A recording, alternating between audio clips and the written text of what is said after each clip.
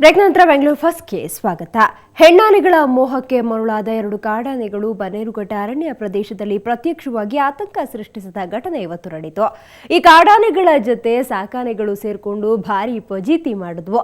Bannerghatta park ಬಳಿಯ ಭೈರಪ್ಪನಹಳ್ಳಿಯಲ್ಲಿ ಕಾಡಂಚಿನಲ್ಲಿ 2 ಕಾಡಾನೆಗಳು ಇಂದು ಬೆಳಗ್ಗೆ ಪ್ರತ್ಯಕ್ಷವಾದವು. ಹೆಣ್ಣಾನೆಗಳ ಆಕರ್ಷಣೆಗೆ ಬಂದ ಕಾಡಾನೆಗಳು ಬನ್ನೇರುಘಟ್ಟದ ಸಾಕಾನೆಗಳಾದ ಮೇನಕಾ ಮತ್ತು ಗಾಯತ್ರಿ ಹಿಂದೆಯೇ ಸುತ್ತತೊಡಗಿದ್ವು. ಕಾಡಾನೆಗಳ ಜತೆ ಸೇರಿದ ಸಾಕು ಆನೆಗಳನ್ನು ಕರೆತರಲು ಅರಣ್ಯ ಸಿಬ್ಬಂದಿ ಮತ್ತು ಮಾವುತರು ಪಟ್ಟ ಪಾಡು ಅಷ್ಟಿಷ್ಟಲ್ಲ. ಹಲವು ಗಂಟೆಗಳ ಸತತ ಪ್ರಯತ್ನದ ಮೂಲಕ ಕೊನೆಗೂ ಹೆಣ್ಣಾನೆಗಳು ಮಾವುತರ ಹಿಂದೆ ಬಂದರೆ ಕಾಡಾನೆಗಳು ನಿರಾಸೆಯಿಂದ ಕಾಡು ಸೇರಿದ್ವು.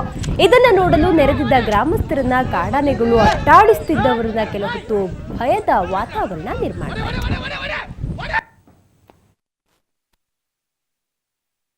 ನಿನ್ನಾಣೆ ನಿನ್ನಾಣೆ ಪ್ರೀತಿ ದೇವತೆ ನಿನ್ನಾಣೆ, ನೀನಿಲ್ಲದೆ ನಾನೆಲ್ಲ ದೇವರಾಣೆ. ನಿನ್ನಾಣೆ ನಿನ್ನಾಣೆ ಪ್ರೀತಿ ದೇವತೆ ನಿನ್ನಾಣೆ, ಈ ಜೀವ ಎಂದೆಂದು ನಿನ್ನದೇನೆ.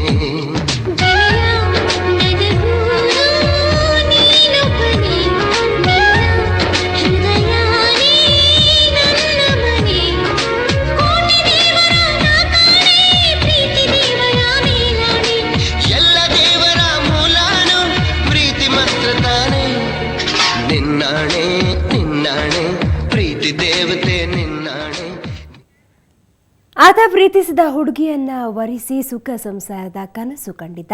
ಅದಕ್ಕಾಗಿ ಹೆತ್ತವರನ್ನು ಎದುರು ಹಾಕೊಂಡಿದ್ದ. ಆದರೆ ಮದುವೆ ನಂತರ ಆಗಿದ್ದೇ ಬೇರೆ, ಆತ ನಡೆದ ಹಾದಿಯೇ ಬೇರೆ.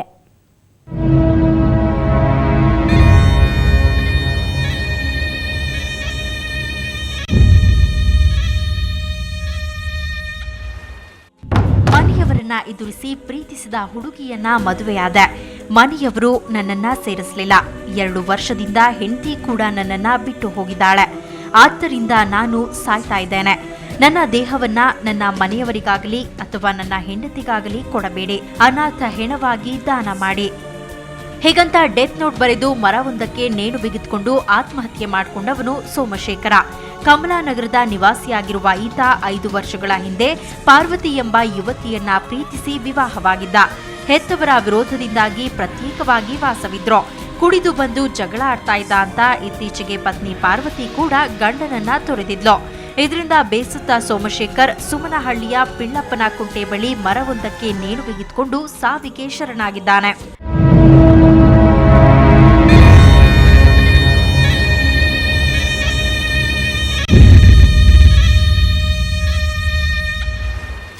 ಮದುವೆ ಆದ್ಮೇಲೆ ಎಷ್ಟು ಜೊತೆಗೆ?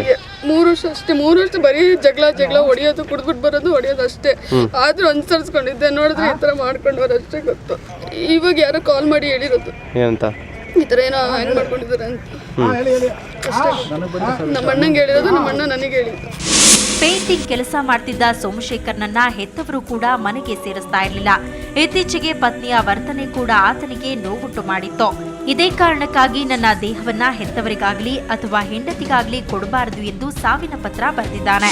ನಾವು ಎಷ್ಟೋ ಸಾರಿ ಹೇಳಿದ್ವಿ, ಬೇಡಪ್ಪ ಇವ್ರು ಸಹವಾಸ ಬೇಡ ಬೇಡ ಬೇಡ ಅಂತ ಹೇಳಿದ್ವಿ. ಕಳಿಗೆ ಕೇಳಿಲ್ಲ. ನಮ್ಮ ವಿರುದ್ಧವಾಗಿ ಮದುವೆ ಆದರೂ ಏನು ಆಯ್ತಪ್ಪ, ನಿನ್ನ ನಾಳೆ ಬರ ನೀನು ಆಗಿದ್ದೀಯಾ ನೋಡಿ, ನಾವೇನು ನಿನ್ನ ಇಷ್ಟಾನುಸಾರ ಮಾಡಿದ್ಯಾ, ಅವನಾಗ ಅವ್ನು ಮಾಡ್ಕೊಂಡಿದ್ದ. ಅದೇ ಡೌಟ್, ಮಾಡ್ಕೊಳ್ಳೋಂಥ ಮನುಷ್ಯನು. ಪತ್ನಿಯ ಒತ್ತಾಯದ ಮೇರೆಗೆ ಮೃತದೇಹವನ್ನ ಮರಣೋತ್ತರ ಪರೀಕ್ಷೆ ನಡೆಸಿ ಹಸ್ತಾಂತರಿಸಲಾಗಿದೆ. ಕಾಮಾಕ್ಷಿಪಾಳ್ಯ ಪೊಲೀಸ್ ಠಾಣೆಯಲ್ಲಿ ಪ್ರಕರಣ ದಾಖಲಾಗಿದ್ದು ತನಿಖೆ ಮುಂದುವರೆದಿದೆ. ರವಿಕುಮಾರ್, ಕ್ರೈಮ್ ಬ್ಯೂರೋ, ಸುವರ್ಣ ನ್ಯೂಸ್ 24/7 ಬೆಂಗಳೂರು. ಶಾಲಾ ಮಕ್ಕಳನ್ನು ಕರೆದೊಯ್ಯುವ ವಾಹನ ಚಾಲಕರು ತುಂಬಾ ಜಾಗೃತಿಯಿಂದ ಇರಬೇಕಾಗುತ್ತೆ. ಚಾಲಕರ ಅಜಾಗರೂಕತೆಯಿಂದ ಅನಾಹುತಗಳು ನಡೆಯುತ್ತಲೇ ಇರ್ತವೆ. ಹೀಗಾಗಿಯೇ ಬೆಂಗಳೂರು ಗ್ರಾಮಾಂತರ ಜಿಲ್ಲೆ ನೆಲಮಂಗಲದಲ್ಲಿ ಶಾಲಾ ವಾಹನ ಚಾಲಕರಿಗೆ ರಸ್ತೆ ಸಂಚಾರ ಸುರಕ್ಷತಾ ಬೋಧನೆ ನಡೆಸಲಾಯಿತು.